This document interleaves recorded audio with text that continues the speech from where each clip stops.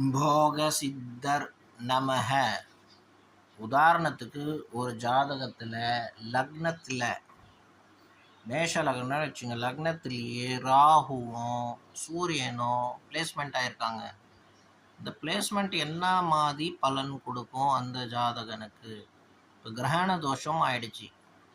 இந்த ஆத்மாக்கே கிரகணம், ஆத்மான்றது சூரியன், சூரியனுக்கு ராகு மூலியமாக கிரகண தோஷம் பிடிச்சிருச்சின்னு அர்த்தம்.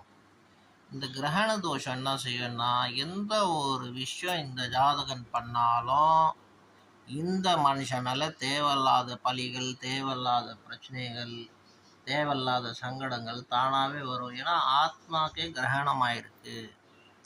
வேற பிளானட்டையும் பார்க்கணும், அது வேற விஷயம். பட் நம்ம இந்த பாயிண்ட்டை மட்டும் பேசுவோம். அப்போ இந்த கிரகண யோகம் என்ன மாதிரி துறையில், என்ன மாதிரி சப்ஜெக்ட், என்ன மாதிரி விஷயங்களில் ஆளை தொல்லை கொடுக்கணும்னா, ஃபார் எக்ஸாம்பிள் கவர்மெண்ட் ஜாப், கவர்மெண்ட்டில் எதனா அரசாங்க சம்மந்தப்பட்ட பயம், எதனா இவர் அதில் ஃபால்ஸ், எதனா தேவையில்லாத விஷயங்கள் பண்ணிட்டாருன்னா, அதில் எதனா ஒரு தவறுகள் செஞ்சிட்டாருன்னா டப்புன்னு மாட்டிப்பார். இந்த மாதிரி விஷயங்களில் தேவையில்லாமல் பிரச்சனை வரும். அது இல்லாமல் இவர் எதனா விஷயத்தில் ஈடுபடுறாரு, இல்லை டெவலப்மெண்ட்டை யோசிக்கிறாருன்னா அது ரொம்ப மிகப்பெரிய கஷ்டப்பட்டு தேவையில்லாத பழியெல்லாம் சுமந்து அதுலேருந்து கிளியர் ஆகி வர்றதே ஒரு பெரிய மீண்ட ஒரு சங்கடமாயிடும் அதுலேருந்து வரத்துக்கு. அந்த மாதிரி சில பிரச்சனைகளை சந்திப்பார்.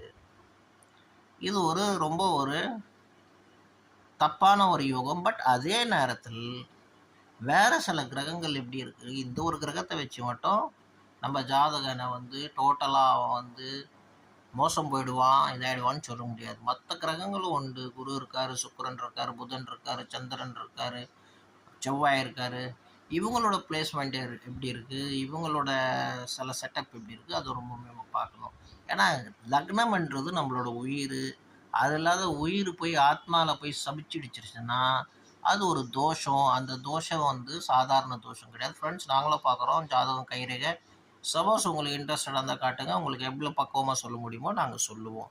ஸோ இந்த மாதிரி கிரகண தோஷம் ஒரு மனுஷனை தாக்கிடுச்சுன்னா அது அவனோட லைஃப்பை ஸ்பாயில் பண்ணும், அவன் இமேஜை ஸ்பாயில் பண்ணும், அவன் பியூட்டியை ஸ்பாயில் பண்ணும், அவன் தாட்டை ஸ்பாயில் பண்ணும். அவன் எவ்வளோ ஃபில்டர் பண்ணி பேசினாலும், எவ்வளோ நல்லது பேசினாலும் அது ஜனங்க எடுத்துக்காது. தேவையில்லாமல் அவனை கீழ் நோக்கி தான் எடுத்துகிட்டு போகும். இந்த மாதிரி ஆளுங்க முக்காசி பேர் நல்ல விஷயங்களை தாக்கு பிடிக்காது, கெட்டு போகிறவங்களும் இருந்திருக்காங்க. வேறு கிரகங்கள், ஒரு சில கிரகங்கள் நல்லா இருக்குன்னா